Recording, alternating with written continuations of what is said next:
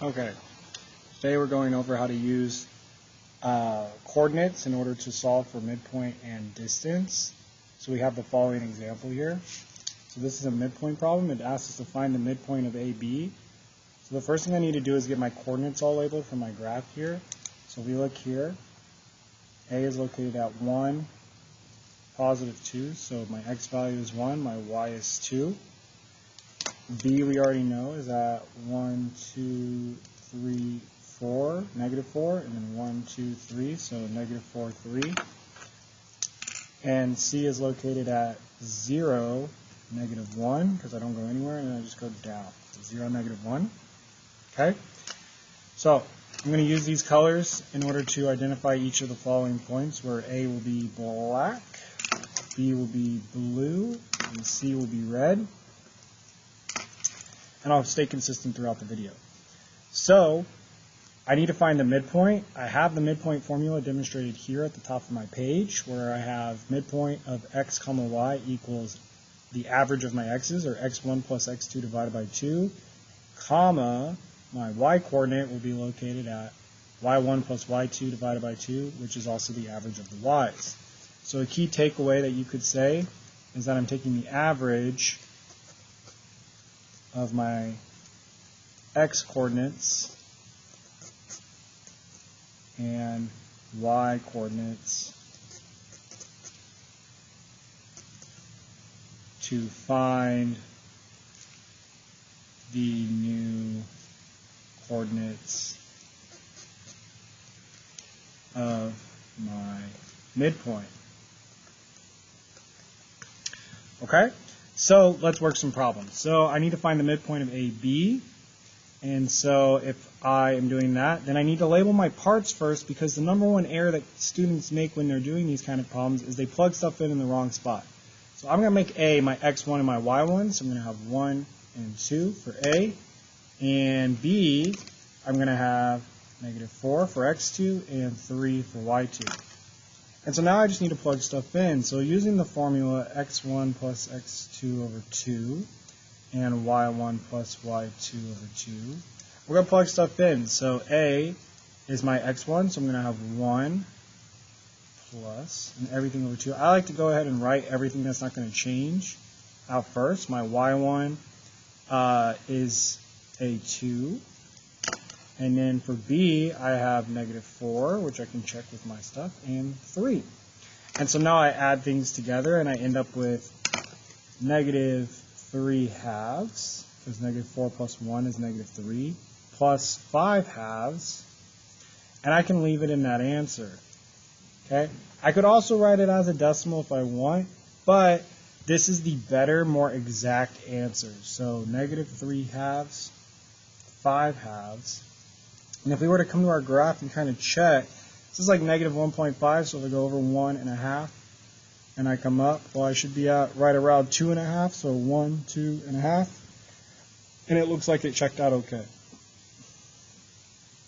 The next example is BC, so I'm going to make B x1, y1, so negative 4, 3, and x2, y2 will be C, which is 0 and negative 1. It doesn't matter how I arrange them, doesn't matter how I arrange them as long as I'm consistent. Okay, so if we stick with the formula, x1 plus x2 over 2 and y1 plus y2 over 2, the formulas, I should say, because we're looking for 2 points, then we can plug in all of our stuff, so write out what you already know is not going to change. And then plug in your stuff. My x1 and y1 are negative 4 and 3 respectively, and then we have 0 and negative 1 for my x2, y2. And we add those together. I get negative 4 over 2, or negative 2. And I get 3 plus negative 1, which is 2 over 2, or 1. And so that is my answer, negative 2, comma 1. It's important that we simplify. Okay, so clarification would be to simplify fractions when possible. Okay? So when you can simplify fractions, make sure you do so.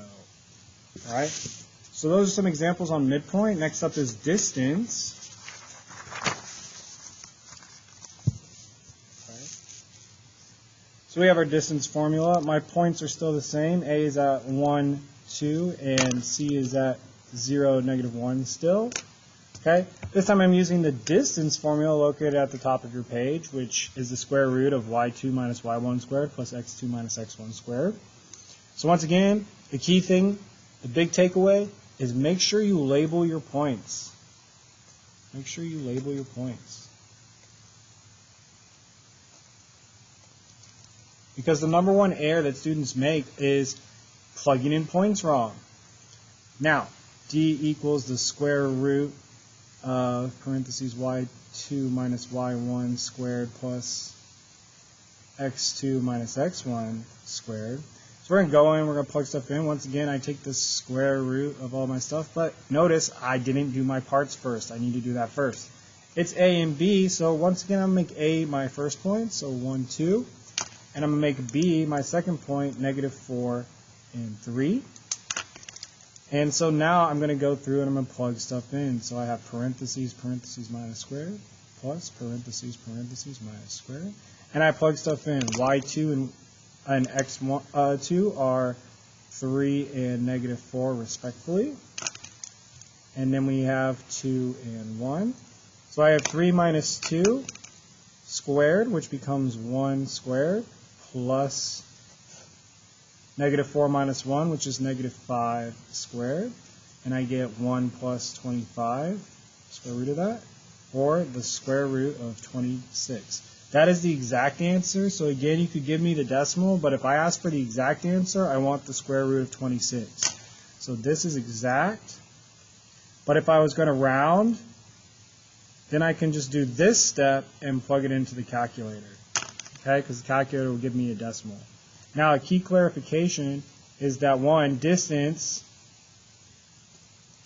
cannot be negative. And another key clarification is negative numbers must be entered in the calculator with parentheses. Okay, notice I put -5 in the parentheses right here. Okay, so make sure that if you enter in the calculator, if I ask for exact, that you enter it like that so that you don't get -25 and get a square root of -24, because that will be wrong. Okay, now find the distance between points B and C. So if we're trying to find the distance between points B and C, I'm going to still keep it consistent. I have -4 as my x1 and 3 as my y1, and I have 0 and -1. So again, I take the square root, and I have y2 minus y1 squared plus x2 minus x1 squared. And that's my distance. So I'm going to write in all of my parts that don't change. So that's the parentheses, the minus, the square, the plus, the parentheses, the minus, and the square. And now I need to plug stuff in. So y2 was -1, and x2 was 0, and y1 was 3, and then we have -4. Remember, a negative being subtracted turns this into a big plus. So I'm left with the square root of -1 minus 3, which is -4 squared, plus 0 plus 4 squared. And I'm left with 16 plus 16, or the square root of 32. And for now, we're not going to simplify the radical because we'll worry about that later in the year. But eventually, we would simplify that radical into something nicer.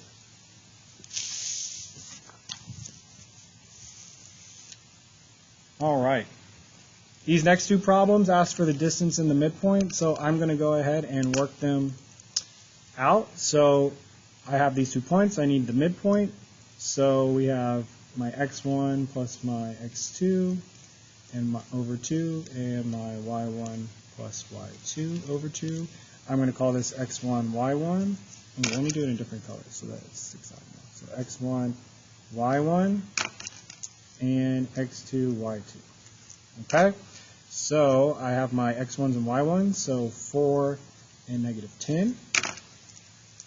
plus my x2, y2, which is going to be -1, -6, plus, all over 2, all over 2. And so 4 minus 1 is 3, so we get 3 halves. And -10 minus 6 is -16 over 2, which can simplify to 8, 3 halves. So there's my midpoint. My distance is parentheses y2 minus y1 squared plus x2 minus x1 squared. I plug in my stuff, so again, I like to write everything out, so that doesn't change. And I plug stuff in. So y2 is -6, and x2 is -1, and we have -10, and a negative plus a negative becomes positive. And then we have minus here, and so -4. So now I simplify these, so I get -6 plus 10, which is 4 squared, plus -1 minus 4, which is -5. Remember, put it in parentheses if you're using your calculator. And so then we get 16 plus 25. We take the square root of that, and that comes out to the square root of 41. And that's our answer. This next one, it says, given points R at 3, -2, and S at 5, 7, find the midpoint distance between the points. So once again, we're going to do the same thing. So x1 plus x2 over 2. Comma y1 plus y2 over 2. And so I'm going to make R x1 y1 and S x2 y2. And so I plug in my x1 y1, so I have 3 and 5. And then I have -2 and 7. Don't forget to write in all of your stuff before you do that so that you have a place to fill everything in. 3 plus -2 is 1/2. Comma, 5 plus 7 is 12 over 2, so I get 1/2, 6. Don't forget to simplify your fractions. That's another common error that we see. So now I got to find the distance, which again is y2 plus, minus y1 squared plus x2 minus x1 squared, like so. And so again, I'm going to write everything that doesn't change. And I'm going to plug stuff in. So my y2 is 7. My x2 is 5. My y1 is -2. And when we subtract negative, it becomes plus, and -3. And so now I finish it off. So I get 7 plus 2, which is 9 squared, plus 5 minus 3, which is 2 squared. So I get the square root of 81 plus 4. Which is the square root of 85. Okay. On the next page, however, we're finishing off the examples with some working backwards problems. So in these problems, I'm given a line segment, and I have to, I'm given a line segment, and I have to find the endpoint of that line segment when given the midpoint's coordinate. So here we have the following problem. I have line segment DC as such, and I have a midpoint, we'll call F. We'll call it M for midpoint. So this is M. Okay? And I'm told that D is located at 2, 8. And C, I don't know, so we'll call it x2, y2. And my midpoint is at 5, 4. Well, in order to get this guy over here, I need to figure out what to do. So there's 2 ways I like to do this. One way is to remember that because it's a midpoint, this plus this has to be double of that. So I could say something like, if I take this and know that this doubled is going to equal D plus C, and I could say something like 10, which is the midpoint, has to be equal to 2 plus y2. Or sorry, not y2, x2. Okay? That's the same thing as saying that the mx, or the midpoint's x-coordinate, is equal to x1 plus x2 over 2. The only difference is I took a step away and I multiplied both sides by 2 right out of the gate, so that my formula now reads 2 times the midpoint x is equal to x1 plus x2. I just got rid of that fraction early. So when I do this, I can subtract 2 from both sides, and I'm given that this is going to be 8 is equal to x2. So that's my x-coordinate for C. And if we were to do it for y, then I would need to double the midpoint. So 8, so this is 2 times my is equal to y1 plus y2. And in this case, y1 is 8 plus x2. So I would subtract 8 from both sides. Now I get 0 is equal to y2. And I'm sorry, this looks like an x, but it should be a y. Okay? So my coordinates of my endpoint are 8, 0. And if I was to plug that in and do all the math, I could see that 8 plus 2 is 10, divided by 2 is 5, which hits my midpoint x, and that 0 plus 8 divided by 2 is 4, which is my midpoint y, so it works out. Let's do this last one. So again, we have our line, we have DC, we have our midpoint. D is located at 2, 8 again, and the midpoint is at 5, 4. Oh, this is the exact same problem. Okay, this is the exact same problem, so no worries there. So that concludes this video on distance and midpoint and how to work backwards. Hope it was helpful.